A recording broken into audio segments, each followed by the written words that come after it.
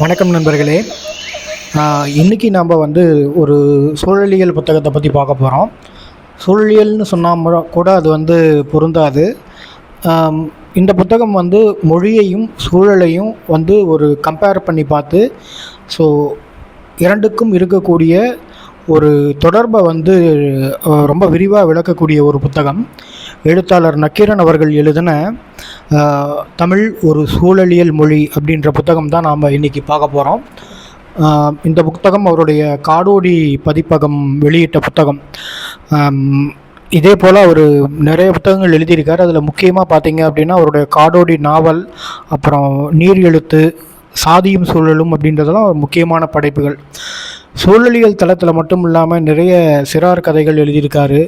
அதே மாதிரி சூழலியல் போராட்டங்களை முன்னெடுக்கிறதுலையும் சரி, இதை பற்றி பேசுகிறதுலையும் சரி, தமிழ்நாட்டில் ஒரு முக்கியமான ஒரு படைப்பாளியாக நக்கீரன் அவர்கள் இருக்கார். இந்த புத்தகத்துக்கு வந்தோம் அப்படின்னா மொத்தம் 5 பகுதிகளாகவும் 26 கட்டுரைகள் கொண்ட தொகுப்பு இந்த புத்தகம். இது முக்கியமாக எதை பற்றி பேசுது அப்படின்னா, தமிழ் அப்படின்ற ஒரு மொழி சூழலியல் தன்மை எவ்வளோ அதுக்குள்ளே இருக்குது அப்படின்றத பற்றி ரொம்ப விலாவரியாக பேசுது. ஃபார் எக்ஸாம்பிள், இப்போ ஒரு ஆங்கிலத்தில் ஒரு ஈகோசிஸ்டம் அப்படின்ற ஒரு வார்த்தை இருக்கும். அந்த ஈகோசிஸ்டம் அப்படின்ற ஒரு வார்த்தை ஒரு என்ன சொல்கிறது, ஒரு ஃப்ரேம் செய்யப்பட்ட ஒரு வார்த்தை. எக்காலஜி ப்ளஸ் சிஸ்டம் ரெண்டுத்தையும் சேர்த்து ஈகோ சிஸ்டம் அப்படின்ற மாதிரி சொல்லுவோம். ஆனால் தமிழில் இடுகுறி பெயராக இருக்குது. இடுகுறி பெயர் அப்படின்னா தனித்து ஒரு அர்த்தம் இல்லாமல் அந்த பெயரே அதனுடைய அர்த்தத்தை அதுக்குள்ளே வச்சுருக்கோம் அப்படின்றது தான் இடுகுறி பெயர். அது திணையியல் கோட்பாடு அப்படின்னு நம்ம சொல்லுவோம். திணை, அதாவது 5 திணைகள் அப்படின்னு நம்ம சொல்கிறோம் இல்லையா. குறிஞ்சி, முல்லை, மருதம், நெய்தல், பாலை அப்படின்னு சொல்லிட்டு 5 வகை நிலங்கள் நம்ம சொல்கிறோம். அந்த மாதிரி ஒரு திணையியல் கோட்பாடாகவே தமிழ் மொழி அதுக்குள்ளே வச்சுருக்கு. இந்த திணையியல் கோட்பாட்டில் அப்படி பார்த்தோம் அப்படின்னா, அந்த திணையியல் கோட்பாடு அப்படின்றது அந்த நிலத்தை மட்டுமே டிஃபைன் பண்ணாமல் அந்த திணைக்குண்டான உணர்வுகள், அப்புறம் அந்த திணைக்குண்டான பறவைகள், விலங்குகள் அப்படின்ற விஷயத்தை எல்லாத்தையுமே தன்னகத்தே கொண்டு இருக்குது. அப்படி பார்த்தோம் அப்படின்னா அது இன்னும் எலாபரேட் ஆகி வெவ்வேறு பரிமாணங்களில் நம்மளுடைய சங்க இலக்கியங்களில் நிறைய பேசப்பட்டு கொண்டே வருது.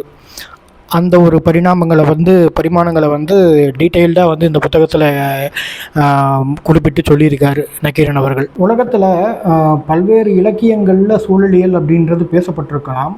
ஆனால் தமிழில் மட்டும்தான் அதோடைய இலக்கணமே சூழலியல் சார்பான ஒரு விஷயமாக இருக்குது அப்படின்றத குறிப்பிட்றார் ஆசிரியர். ஸோ இதை திணை கோட்பாட்டு மூலமாக தான் விளக்குறாரு. இதில் பார்த்தீங்க அப்படின்னா, அதான் நான் முன்னாடி சொன்ன மாதிரி திணை கோட்பாட்டை நிலவியல் அமைப்பு அப்படின்றது பிரித்து காட்டுது இல்லையா நம்மளுக்கு. குறிஞ்சி, முல்லை, மருதம், நெய்தல், பாலை, அதில் ஒவ்வொரு திணைக்கும் இருக்கக்கூடிய நில அமைப்பு, நீர்நிலைகள் என்ன, காலநிலை என்ன, தாவரங்கள் என்னென்ன, விலங்கு என்ன, பறவைகள் என்னென்ன, மனிதர்களுடைய வாழ்வியல், அவர்களுடைய உணர்வுகள்.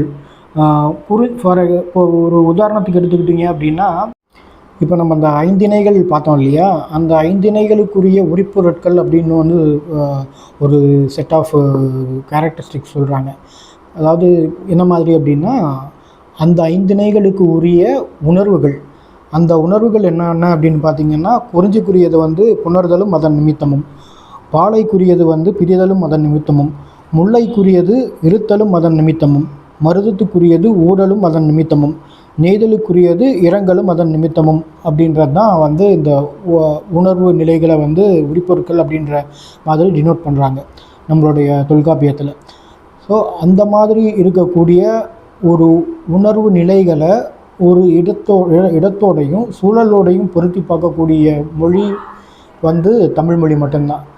இதை இந்த ஈகோசிஸ்டம் அப்படின்றது ஒரு 100-150 வருடங்களுக்கு முன்னாடி தான் அந்த வார்த்தையை ஃப்ரேம் பண்ணப்பட்டிருக்கு. ஆனால் இந்த ஒரு விஷயம் அப்படின்றது, அதாவது உணர்வு நிலைகளையும் சூழலையும் பொருத்தி பார்த்து அதற்கான விளக்கங்களை கொடுக்கறது அப்படின்றது 2500 வருடங்களுக்கு முன்னாடி எழுதப்பட்ட தொல்தமிழ் இலக்கண நூலான தொல்காப்பியத்திலேயே நம்மளுக்கு இருக்குது. இந்த மாதிரி நிறைய விஷயங்களை இந்த புத்தகம் எடுத்து சொல்லுது. அது மட்டும் இல்லாமல் நம்ம தமிழ் மொழி வந்து முதன்மைப்படுத்துறது எது அப்படின்ற ஒரு கேள்வியும் அடுத்து வருது. ஏன்னா மொழி அப்படின்னாலே கூடவே சேர்ந்து கடவுள் அப்படின்ற ஒரு கான்செப்டும் கூட வருமா அப்படின்ற ஒரு கேள்வி நம்மளில் பல பேருக்கு இருக்கும். ஆனால் தமிழ் மொழி வந்து கடவுள் அப்படின்ற ஒரு கான்செப்டை வந்து எந்த இடத்துலையும் வந்து பெருசாக ஹைலைட் பண்ணலை. அதாவது தொல்காப்பியத்தில் ஹைலைட் ஆகலை. அதாவது இது எடுத்த உடனே முதல் பொருள் அப்படின்னு சொல்கிறது என்ன அப்படின்னா, முதல் எனப்படுவது நிலமும் பொழுதும் அப்படின்றத மட்டும்தான் வந்து முதல் பொருட்களாக வந்து சொல்லுது. கடவுளை பற்றி இங்கே வந்து எந்த ஒரு குறிப்புகளுமே வந்து இல்லை. அது பின்னாடி ஒரு சில இடங்களில் வருது. ஆனால் அது வந்து கடவுள் அப்படின்றத வந்து ஒரு செகண்டரியான ஒரு ஆப்ஜெக்டாக தான் வைக்கிதே தவிர பிரைமரியான ஒரு விஷயமாவோ ஒரு கடவுள் வாழ்த்தோ எங்கேயுமே நம்மளுடைய இலக்கண நூல் தொல்காப்பியத்தில் இல்லை. ஸோ தொல்காப்பியத்தின் அடிப்படையாக வச்சு தான் தமிழுக்கும் நம்மளுடைய சூழலியலுக்குமான ஒரு அடிப்படை உறவை வந்து இந்த நூல் மூலமாக வந்து ஆசிரியர் வந்து விளக்கிறதுக்கு முயற்சி பண்ணியிருக்காரு. அடுத்ததாக பார்த்தீங்க அப்படின்னா, தமிழ் வந்து ஒரு பொருள் முதல்வாத மொழி அப்படின்றதுலேயும் வந்து ஸ்ட்ராங்கான டெஃபினிஷன் ஒன்று கொடுக்குறாரு. அதுவும் வந்து தொல்காப்பிய செய்யுள் ஒன்று, நிலம் தீ நீர் வழி விசும்பொடு ஐந்தும் கலந்த மயக்கம் உலகம் ஆதலின் அப்படின்ற ஒரு செய்யுள் வழியாக வந்து அதை எக்ஸ்பிளைன் பண்ணுறாரு. அதாவது இதை வந்து ஒரு அறிவியல் பார்வையோடு கொண்டு போக நினைக்கிறார். நிலம் தீ நீர் காற்று வானம் அந்த 5 விஷயங்களும் இயற்பியல் கூறுகள் அவற்றின் கலந்த மயக்கம் என்பது தான் வேதிவினை. அதோடைய இதனால் செய்யப்பட்ட பொருட்கள் தான் இந்த உலகம் அப்படின்றது தான் வந்து இந்த ஒரு தொல்காப்பிய செய்யுள் வந்து நம்மளுக்கு அர்த்தம் கொடுக்குது. இந்த மாதிரி நிறைய விஷயங்களை வந்து இந்த புத்தகம் சொல்லுது. நம்மளுக்கு வந்து காலமாக வந்து தமிழ் மொழி மேலே வந்து ஒரு பெருமை இருக்கும். பெருமை எப்படின்னா, தமிழ் தான் வந்து உலகத்திலேயே முதல்ல தோன்றின மொழி அப்படின்ற ஒரு பெருமை வந்து நம்மளுக்கு காலங்காலமாக நம்ம தமிழறிஞர்களும் சாதாரண மக்களுமே வந்து தமிழ் தான் உலகத்துடைய ஆதிமொழி, எல்லா மொழிக்குமான தாய் அப்படின்ற மாதிரி ஒரு பர்செப்ஷன் நம்மளுக்கு கொடுத்துருப்பாங்க. ஆனால் அது வந்து உண்மை இல்லை அப்படின்றத ஆசிரியர் வந்து ரொம்ப ஸ்ட்ராங்காக வந்து மறுக்கிறார். காரணம் என்ன அப்படின்னா, உலகத்தில் முதல்ல மனிதன் பேசிக்கிட்ட ஒரு பாஷை அப்படின்றது ஒரு சைகை பாஷையாக தான் இருக்கும் அப்படின்றது தான் ஒரு அறிவியல் பூர்வமான ஒரு உண்மை. அதை வந்து ஆசிரியர் எங்கேயும் மறுக்கலை. ஆனால் அதே நேரத்தில் இன்னொரு வேடிக்கையான ஒரு விஷயத்தையும் வந்து கோட் பண்ணுறாரு. புதுமைப்பித்தனுடைய கதை ஒன்றத்தில் வரும், நம்ம ஆளுங்களுக்கு முதல் குரங்கு தமிழ் குரங்கு அப்படின்னு சொன்னால் தான் அதுலேயும் வந்து ஒரு பெருமிதம், அப்போ அதுலேயும் வந்து சாட்டிஸ்ஃபேக்ஷன் கிடைக்கும் அப்படின்ற மாதிரி புதுமைப்பித்தனை எழுதியிருப்பார் அவருடைய கதையில்.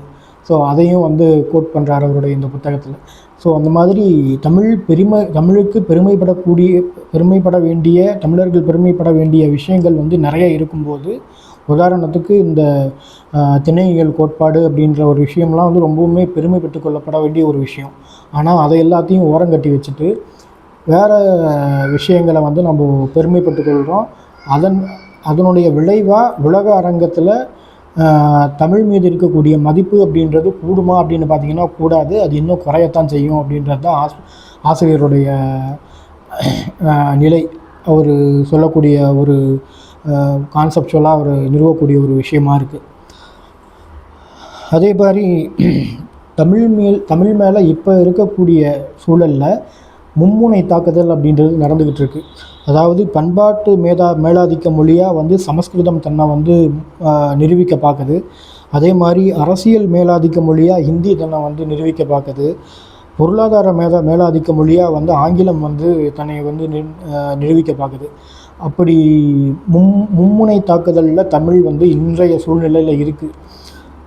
அதே போல் இன்றைக்கி நம்மளுடைய தினம் நம்ம செய்யக்கூடிய காரியங்கள்லேயும் சரி, மற்றவங்களோட பேசும்போதும் சரி, இந்த மொழிக்கலப்பு அப்படின்றது வந்து ரொம்பவுமே நிறையா இருக்குது. நான் இந்த வீடியோவில் கூட தமிழில் வந்து பேசணும், முடிந்த வரைக்கும் கூடுமான வரைக்கும் தமிழில் பேசணும் அப்படின்ற ஒரு முயற்சி எடுக்கிறேன்.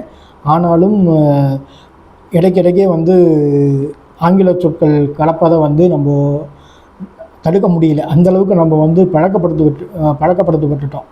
ஸோ அதனால் அந்த மாதிரி விஷயங்களை வந்து நிறையா சொல்லியிருக்காரு. இப்போ நீங்கள் தமிழ் விடுத்து ஆங்கிலத்துக்கு முக்கியத்துவம் கொடுக்குறீங்க அப்படின்னா பிற்கால தலைமுறைகளுக்கு தமிழில் இருக்கக்கூடிய சொற்களஞ்சியங்கள், இங்கே இருக்கக்கூடிய எவ்வளவோ சொல்வளம் இருக்குது, அந்த சொல்வளத்தை குறித்தான ஒரு ஞானம் வந்து எதிர்கால தலைமுறைகளுக்கு இல்லாமல் போயிடும் அப்படின்னு சொல்லிட்டு எழுத்தாளர் ரொம்பவுமே வசனப்படுறார். அதே போல் சூழல் அழிந்தது அப்படின்னா, ஒரு உதாரணத்துக்கு சொல்லணும் அப்படின்னா, கொன்றை மலர் இருக்குதுன்னு வச்சுக்கிங்களேன். இன்றைய தலைமுறைக்கு கொன்றை மலர் அப்படின்னா என்னன்னே தெரியாது. அது வந்து ஏதோ ஒரு சங்ககால பூ போல் இருக்குது அப்படின்னு நினச்சிப்பாங்க. அப்போது ஒரு மலர் இனம் அழியுது அப்படின்னா தமிழுடைய அகராதியிலிருந்து ஒரு சொல் அகற்றப்படுது. ஒரு உதாரணத்துக்கு யானை இனம் நாளைக்கு அழியுது அப்படின்னா, அந்த யானை அப்படின்ற ஒரு என்ன சொல்கிறது, ஒரு உயிரினம் இருந்தது. ஆனால் அதோடைய உடற்பாகங்கள் குறித்தான அறிவு வந்து கொஞ்சம் கொஞ்சமாக மறைஞ்சிடும். உதாரணத்துக்கு யானைக்கு வந்து தந்தம் இருந்தது, தும்பிக்கை இருந்தது அப்படின்றதெல்லாம் வந்து அந்த உடற்பாகங்கள் குறித்த அறிவு வந்து கொஞ்சம் கொஞ்சமாக மங்கிட்டு போயிடும். அதே போல் தான் சூழல் வந்து எப்படி அழியுதோ அது வந்து மொழியிலையும், தமிழ் மொழியிலையும் எந்த அளவுக்கு அதோடைய தாக்கம் இருக்கும் அப்படின்றத ரொம்ப விரிவாக வந்து சொல்லியிருக்கார்.